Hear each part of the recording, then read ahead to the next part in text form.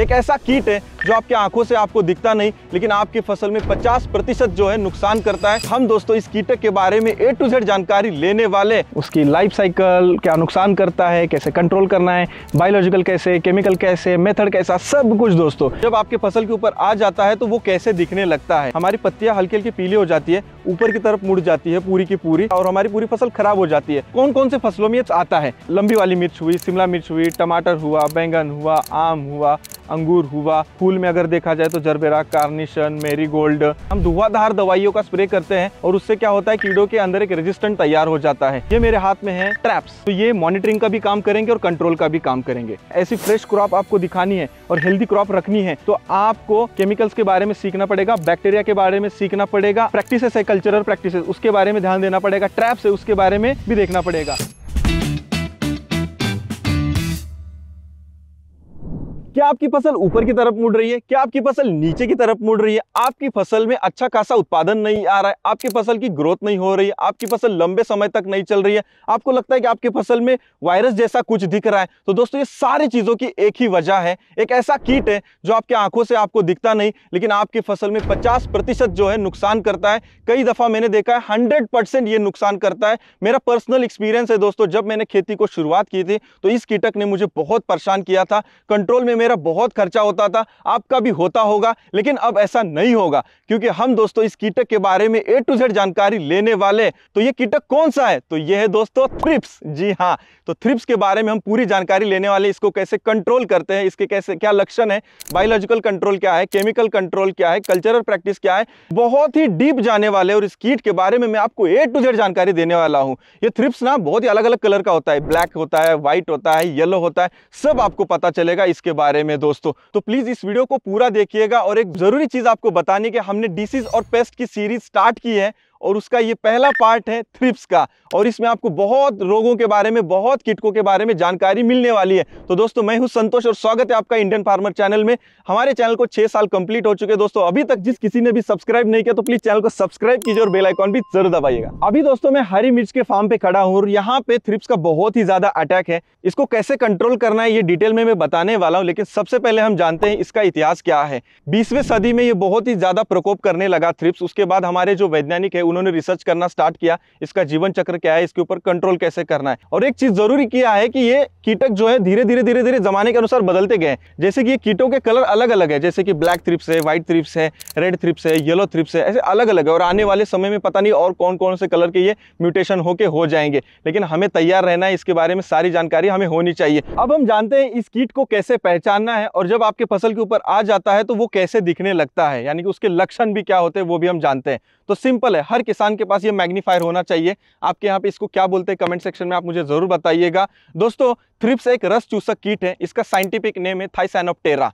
अब इसको पहचानना कैसे? तो सिंपल है, जहां पे आपके फसल में लगता है पत्ती ऊपर की तरफ मुड़ी है वहां पे समझिए थ्रिप्स है, अगर नीचे की तरफ मुड़ी है वहां पे समझिए कि वो माइट है। बस आपकी फसल में पास में जाना है, ऐसे पत्ती लेना है और उसको ऐसे मैग्नीफायर से ऐसे करना है तो आपको वहां पे कीट दिखने लगेगा। जब कीट दिखने लगेगा तो उसको कैसे पहचानना है? तो सिंपल है, ये एक छोटा पंख वाला कीट है दोस्तों। इसका आकार जो है लंबा पतला होता है, इसको छोटे छोटे पैर होते हैं, ये उड़ भी सकता है, आगे नोक की तरह 2 तार की तरह होता है। इसके बाद हमारी फसल पे आता है तो क्या होता है एग्जैक्टली ये रस चूसता है फसल का। हमारी पत्तियां हल्की हल्की पीली हो जाती है, ऊपर की तरफ मुड़ जाती है पूरी की पूरी, और फसल की पूरी ग्रोथ रुक जाती है। हमारी फसल में जो लगा हुआ आने वाला यील्ड है उसकी भी ग्रोथ रुक जाती है और हमारी पूरी फसल खराब हो जाती है। जो वायरस का ट्रांसमिशन होता है फसल का, वहां पे कलर पूरा बदल जाता है, पीला पीला दिखाई देता है पूरा फसल। तो वहां पे क्या होता है कि वहां पे जब कीट आते हैं फिर दूसरे जगह जाते हैं, फिर तीसरे जगह जाते हैं, ऐसे हमारे पूरे फसल में जो फैल जाता है। तो सही टाइम पे हमें उस कीट को रोकना जरूरी है, और पहचानने के और भी तरीके हैं,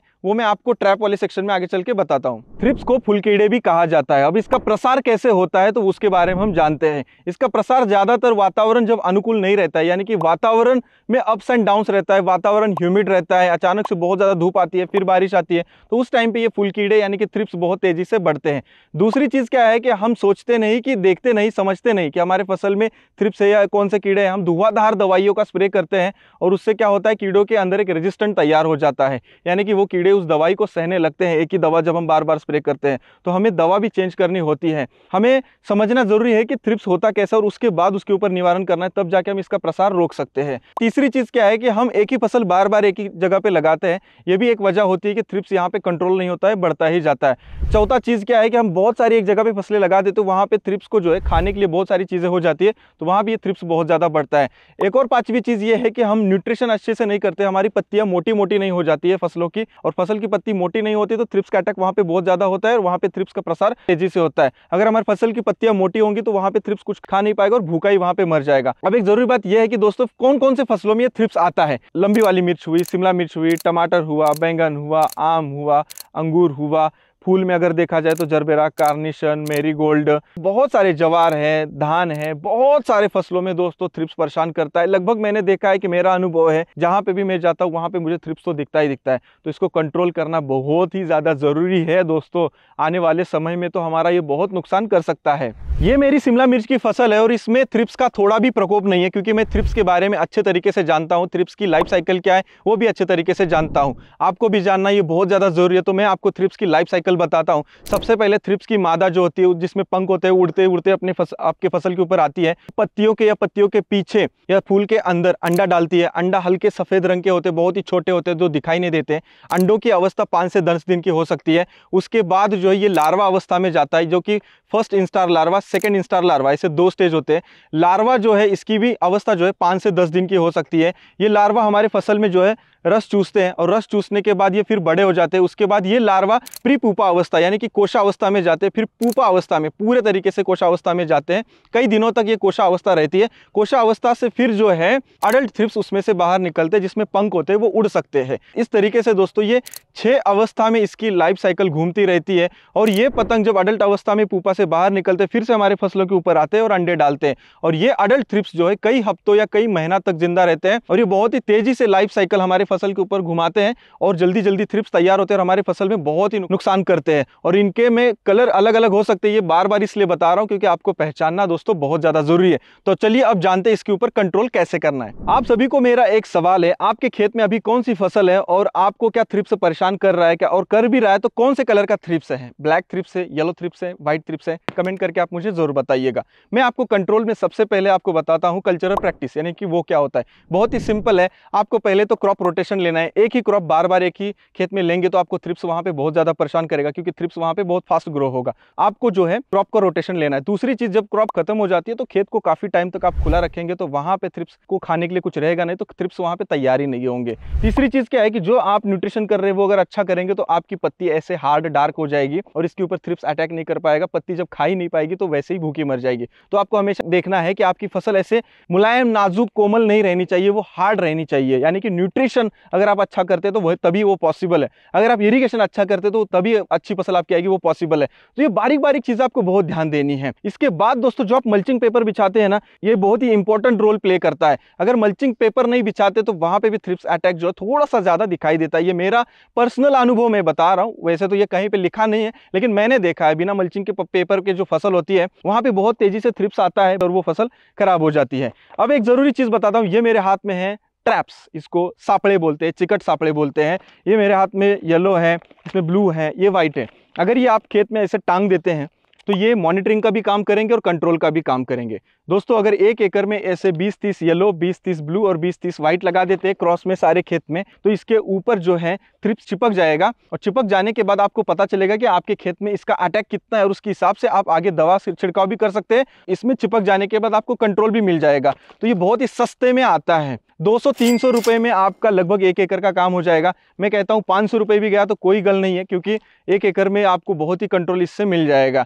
इसके अलावा दूसरे जो ट्रैप्स आते हैं वो कोई काम के नहीं है, केवल यही वाले ट्रैप जो है थ्रिप्स के लिए इस्तेमाल किए जाते हैं। अब मैं आपको बताता हूँ जैविक नियंत्रण। जैविक नियंत्रण यानी कि जो हमारे बैक्टीरिया है दोस्तों, ये याद रखिएगा, कंफ्यूजन मत कीजिएगा। बैक्टीरिया यानी कि क्या होता है कि यहाँ पे बीवेरिया, मेटाराइजम, वर्टिसिलियम, बीवीएम नाम की कॉम्बिनेशन की एक दवा आती है। ये बीवीएम जो है आप प्रति लीटर 5 ml के हिसाब से लेके, अगर 100 लीटर पानी ले रहे हैं तो 5 ml के हिसाब से 500 ml आपको लेना पड़ेगा BVM। वो पानी में मिक्स करके आप छिड़काव कर सकते हैं। दोस्तों 1 एकड़ में आपको अगर 1 लीटर भी BVM लगता है तो मैक्सिमम 500 से 1000 रुपये तक खर्चा हो सकता है, इससे ज़्यादा खर्चा नहीं होगा। अगर महीने में 2 से 3 बार BVM का इस्तेमाल करते हैं और उसके साथ नीम ऑयल का इस्तेमाल करते हैं तो जो अंडों की साइकिल है वो ब्रेक करने में आपको काफ़ी हेल्प हो जाएगी, क्योंकि बिवेरिया जो है अंडों को ब्रेक कर सकता है, मेटाराइजम भी ब्रेक करता है और वर्टिसिलियम जो है थ्रिप्स को मारने में मदद करता है। तो इसका कॉम्बिनेशन बहुत ही बेहतरीन है, आप इस्तेमाल जरूर कीजिएगा। मैं इस्तेमाल करता हूं मेरे फसल में और मेरे फसल की यहाँ पे आप ग्रोथ भी देख सकते हैं। तो मैं आपको अब जो अहम है, जब आपको थ्रिप्स 20, 30, 40% के ऊपर जाता है तो कौन से केमिकल इस्तेमाल करने हैं, कौन से रिकमेंड है वो भी बताऊंगा। लेकिन उसके पहले एक ज़रूरी बात आपको बतानी है, क्या आपको भी खेत में समझना है कि इजीली कि क्या मेरे खेत में थ्रिप्स आया है, आपको समझ में नहीं आ रहा, आपके यहाँ पे ट्रैप्स नहीं मिल रहे हैं, तो सिंपल एक काम कीजिए, बस प्लांटिक्स ऐप को ओपन कीजिए और उस जगह का फोटो खींचिए। फोटो खींचने के बाद आपको वहाँ पे तुरंत सारी जानकारी आ जाएगी। थ्रिप्स कौन सा है, उसको लक्षण क्या है, उसके ऊपर उपाय क्या करना है, दवा कौन सा छिड़काव करना है, कितने ml से करना है, कौन से दुकान में मिलती है, सब कुछ जानकारी इजीली वहाँ पे भी मिल जाएगी आपको। आप प्लांटिक्स का इस्तेमाल करके फ़ायदा ज़रूर लीजिएगा, क्योंकि कोई पैसा वहाँ पे देना नहीं, फ्री में। जैसे मैं फ्री में वीडियो बना रहा हूँ, फ्री में आपको जानकारी दे रहा हूँ, वैसे ही प्लांटिक्स आप फ्री में इस्तेमाल कर सकते हैं। आपको पहले एक ज़रूरी चीज़ बताता हूँ कि मोलेक्यूल केमिकल्स का क्या होता है, कैसे होता है। एक होता है जेनेरिक, एक होता है ब्रांडेड। मान लीजिए कोई भी मोलेक्यूल आप मार्केट दुकान में लेने जाते हैं, मान लीजिए थ्रिप्स के लिए आपको इमिडाक्लोरोपिड का स्प्रे करना है, ये एक मोलेक्यूल का नाम है। इसके मार्केट में आपको ढेर सारे ब्रांड आते हैं, कोई 500 का लीटर बिकता है, कोई 5000 का लीटर बिकता है, लेकिन आपको इमिडाक्लोरोपिड जो लेते समय सस्ता कौन सा मिलता है और असरदार कौन सा मिलता है वो देख के लेना है, ये याद रखिएगा। और मोलेक्यूल के नाम पढ़ना सीखिए आप, और उसके बाद जो दवा के ऊपर लेबल क्लेम होता है वो लेबल क्लेम भी पढ़ना सीखिए आप। अगर आप लेबल क्लेम नहीं पढ़ेंगे तो आपका बहुत नुकसान हो सकता है, क्योंकि उसके ऊपर लिखा रहता है। जब आप दवा का छिड़काव करते हैं दोस्तों, इसके ऊपर अगर मान लीजिए इमिडाक्लोरोपिड का इसके ऊपर छिड़काव कर रहा हूं तो उसके ऊपर अवधि होता है 10 दिन, 20 दिन, 25 दिन, यानी जिसको PHI, प्री हार्वेस्टिंग इंटरवल बोलते हैं। छिड़काव करने के बाद उसमें लिखा रहता है कि कितने दिन इस केमिकल का अंश इस फसल में रहेगा, जिसको बोलते हैं रेसिड्यू फ्री फार्मिंग। तो अगर आपको रेसिड्यू फ्री खेती करनी है तो उसका आपको फॉलो करना पड़ेगा सारा गाइडलाइन। बैक्टीरिया जब इस्तेमाल करते हैं तो उसका रेसिड्यू नहीं रहता है, नीम ऑयल का रेसिड्यू नहीं रहता है, लेकिन जो आप केमिकल स्प्रे करते हैं उसका अंश इस पत्ती में रह सकता है, पत्ती से फल में जा सकता है, फल मार्केट में जाएगा, मार्केट में खाने को जाएगा, तो खाने के बाद ह्यूमन बॉडी में आ सकता है। तो रेसिड्यू इसमें नहीं रहेगा, उस हिसाब से हमें केमिकल का इस्तेमाल करना है। तो चलिए अब जानते हैं कि कौन कौन से केमिकल हैं जो हमें इस्तेमाल करने हैं और उसमें खर्चा कितना आ सकता है 1 एकड़ में एक स्प्रे का। असाफेट जो है 95% SG है, इसका भी आप इस्तेमाल कर सकते हैं। एसेटामेप्रिड का इस्तेमाल कर सकते हैं। उसके बाद आप बुप्रोफेंजिन का इस्तेमाल कर सकते हैं, कार्बोफ्यूरॉन का इस्तेमाल कर सकते हैं, डाइफेंथ्यूरम का इस्तेमाल कर सकते हैं, पिप्रोनिल का इस्तेमाल कर सकते हैं। पिप्रोनिल 5% वाला भी आता है, 80% भी वाला आता है। ये जो दोस्तों मैंने 18 मोलेक्यूल आपको बताएं, ये मार्केट में आपको जाना है, दुकानदार को मोलेक्यूल मांगना है और जो सस्ता मिलता है सस्ते ब्रांड में वो आपको लेना है, जो असरदार है। इसमें से आप कोई भी मोलेक्यूल इस्तेमाल कर सकते हैं, लेकिन इस्तेमाल करने के लिए आपको मैं एक ज़रूरी बात और राज की बात बताता हूँ, ये बहुत कम लोगों को पता है। CIB, सेंट्रल इंसेक्टिसाइड बोर्ड, अगर इस वेबसाइट पे आप जाते हैं और वहाँ पे आप सर्च करके, आपकी फसल मान लीजिए टमाटर है, तो टमाटर के लिए थ्रिप्स के लिए कौन सी दवा इस्तेमाल करनी है, हेक्टर में कितने ml के हिसाब से इस्तेमाल करनी है और कितने पानी में इस्तेमाल करनी है और उसका रेसिड्यू कितने दिन रहेगा, ये सब लिखा है दोस्तों। तो CIB के वेबसाइट पे जाके आप ज़रूर कोई भी फसल लगाते हो तो केमिकल की जानकारी वहां से लीजिए और वहां से लेने के बाद ही स्प्रे कीजिएगा। कोई भी बता रहा है भाई फलाना लेके जाओ छिड़काव करो, ऐसा मत करो, क्योंकि इससे रेसिड्यू भी रह सकता है, रिजल्ट्स भी नहीं आएंगे। अगर आपको थ्रिप्स के ऊपर कंट्रोल करना है, ऐसी फ्रेश क्रॉप आपको दिखानी है और हेल्दी क्रॉप रखनी है, तो आपको केमिकल्स के बारे में सीखना पड़ेगा, बैक्टीरिया के बारे में सीखना पड़ेगा, आपको जो प्रैक्टिसेस है, कल्चरल प्रैक्टिसेस, उसके बारे में ध्यान देना पड़ेगा, ट्रैप्स है उसके बारे में भी देखना पड़ेगा। तो थ्रिप्स कंट्रोल करने में हमें खर्चा कितना आएगा, अगर हम स्पेसिफिक थ्रिप्स की दवा लेते हैं तो 1,500 से 2,000 रुपये प्रति स्प्रे हमें खर्चा आ सकता है। तो दोस्तों इस खर्चे को हमें कंसिडर करके ही थ्रिप्स का कंट्रोल करना है। अब दोस्तों मैं आपको राज की बातें बताने वाला हूं। थ्रिप्स के लिए बहुत ही अहम तरीके से स्प्रे करना पड़ता है और मेथड क्या है वो भी मैं आपको बताता हूं। तो यहाँ पे देखिए मेरा सेटअप जो है, यहाँ पे 3 HP का इंजन है, आगे HTP है ट्रिपल पिस्टन वाला। इससे मैं 1000 फुट तक दूर लंबी पाइप ले जाके स्प्रे कर सकता हूँ। ये 40 से 45 हज़ार रुपए के आसपास पूरा सेटअप जाता है 1 एकड़ का। इसके अलावा आप पीट वाले पंप का इस्तेमाल कर सकते हैं, नैपशॉक का इस्तेमाल कर सकते हैं जो पेट्रोल के ऊपर चलता है, आप उसको खींच के जो है स्टार्ट करके उससे भी स्प्रे कर सकते हैं। तो जो भी स्प्रे के लिए मशीन्स आती है वो सारों का भी इस्तेमाल कर सकते हैं आपके बजट के अनुसार। ये मेरे पास बजट है तो मैंने महंगा यहाँ पे इस्तेमाल करता हूँ, लेकिन इससे मैं एट अ टाइम 2-3 ऐसे नोजल चला के फास्टली स्प्रे करके फुर्सत हो जाता हूँ। ये मेरे हाथ में नोजल है, ये 900 रुपये का नोजल है दोस्तों, ये भी बहुत ही अच्छे तरीके से स्प्रे करता है। अब मैं आपको बताता हूँ टाइम क्या होना चाहिए स्प्रे करने का। सुबह 6 बजे से लेकर 10 बजे तक आप स्प्रे कर सकते हैं, शाम को 4 बजे से लेकर 6 बजे स्प्रे कर सकते हैं। पानी की व्यवस्था के लिए आपको 2 टैंक चाहिए। यहाँ पे जो पानी इस्तेमाल करेंगे उसका पीएच 7 के आसपास चाहिए। जब दवा आप बनाते हैं 6.5 से 7.5 पीएच चाहिए। लेकिन अब अहम मैं चीज़ आपको बताने जा रहा हूँ यहाँ पे, जब भी आप थ्रिप्स के लिए स्प्रे करते हैं तो आपको स्प्रे कैसे करना है, ये एक बहुत ही ज़रूरी चीज़ है, क्योंकि थ्रिप्स फूलों के अंदर पत्तियों के पीछे होता है। तो मैं आपको यहाँ पे दिखाता हूँ, ये मेरे हाथ में नोजल है। जब भी आप थ्रिप्स के लिए स्प्रे करते हैं तो ऐसे ऊपर से नीचे जेड टाइप करना है। ये देखिए, अगर आम का फसल है तो ऊपर करना है, अमरूद का है तो ऊपर की तरफ करना है, ऊपर की तरफ गोल गोल घुमा के करना है। लेकिन ऐसी जैसे टमाटर है, गोभी है, या ये हमारी ये फसल है, कोई भी फसल छोटी कद की है तो उसको ऐसे जेड टाइप, ताकि अंदर तक दवा जानी चाहिए। कवरेज ज़्यादा मिलना चाहिए, तभी थ्रिप्स का कंट्रोल मिलेगा, वरना थ्रिप्स का आपको कुछ भी कीजिए कंट्रोल नहीं मिलेगा। और एक ज़रूरी चीज़ दोस्तों मैं बताता हूं, अगर कहीं ज़्यादा अटैक दिखता है कट करके बाहर आप फसल को फेंक दीजिएगा, क्योंकि ट्रांसमिशन नहीं होगा वायरस के ऊपर, क्योंकि थ्रिप्स से वायरस का ट्रांसमिशन बहुत ही फास्टेस्ट होता है, आपको फसल बहुत ही जल्दी खराब होती है। तो दोस्तों इस वीडियो में हमने थ्रिप्स का पूरा चिट्ठा खोला, उसकी लाइफ साइकिल, क्या नुकसान करता है, कैसे कंट्रोल करना है, बायोलॉजिकल कैसे, केमिकल कैसे, मेथड कैसा, सब कुछ दोस्तों। इसके अलावा भी आपको लगता है कोई चीज़ अगर बची है तो प्लीज़ कमेंट सेक्शन में कमेंट जरूर कीजिएगा, उसका रिप्लाई मैं खुद दूंगा दोस्तों आपको, कि उसमें आपको क्या करना है। और दोस्तों इस डिसीज पेस्ट सीरीज का ये पहला पार्ट यहीं पे खत्म होता है। मिलते हैं डिसीज पेस्ट के नेक्स्ट पार्ट में दोस्तों, तब तक करते रहिए मेहनत, क्योंकि वावर है तो पावर है।